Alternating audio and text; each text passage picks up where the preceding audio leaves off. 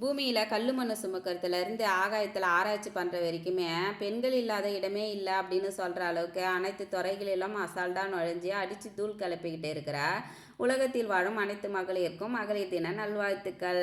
இந்த சண்டே லீவுன்னு யார் தான் சொன்னதுன்னு தெரியல. காலையில் எந்திரிச்சு கஞ்சி வைக்கிறதுலேருந்து நைட்டு பால் காய்ச்சிட்டு தூங்குற வரைக்குமே சண்டேவாக இருந்தாலும் வேலை ஓய்வு இல்லாமல் ஓடிக்கினே தான் இருக்குது. உலகத்தில் ஒவ்வொரு துறையிலுமே ஒரு வேலையை செஞ்சு சாதனை படைக்கிறாங்க அப்படின்னாக்கா, இல்லத்தரசிகள் எல்லா வேலையுமே கலந்து கட்டி செய்கிறது தான் பெரிய சாதனையாக இருக்குது. இன்றைக்கி காலையிலே எழுந்திரிச்சு காலை வேலையெல்லாம் முடிச்சுட்டு கஞ்சி வத்தலில் போய் மாடியில் போட்டுட்டு அதுக்கப்புறம் ஹஸ்பண்டு மீன் வாங்கிட்டு வந்திருந்தாங்க. அந்த மீனை கழுவி மீன் குழம்பு வச்சு மீன் வறுவல் பண்ணிட்டேன். மீன் குழம்பு முருங்கைக்காய் போட்டு தான் இன்றைக்கி வச்சுருந்தேன். முருங்கைக்காய் போட்டு மீன் குழம்பு வச்சா வாசனையாகவும் டேஸ்ட்டாகவும் இருக்கும்.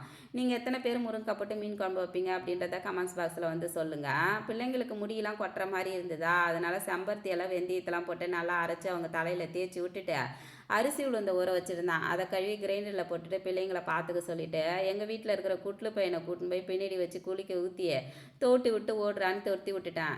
அதுக்கப்புறம் இந்த வாஷிங் மிஷின் இருக்கிற இடத்தெல்லாம் வாரத்தில் ஒரு தடவை சோப் போட்டு நல்லா தேய்ச்சி கழுவி விடுவேன். அதனால் அந்த இடத்தெல்லாம் கழுவி விட்டுட்டு இந்த மாப்பு டஸ்ட்பின்லாம் ஒரு பக்கம் நல்லா சோப் போட்டு அதையும் கழுவி காய வச்சுட்டேன். அதுக்கப்புறம் நானும் போய் ஃப்ரெஷ்ஷப் ஆகிட்டு கிரைண்டரில் மாவு ஓடின்னு இருந்ததா அதை வழித்து கரைச்சி ஃப்ரிட்ஜில் ஊற்றி வச்சுட்டு அதுக்கப்புறம் நானும் பிள்ளைங்களெல்லாம் சாப்பாடை போட்டு டிவி பார்த்துக்கினே சாப்பிட்டோம்.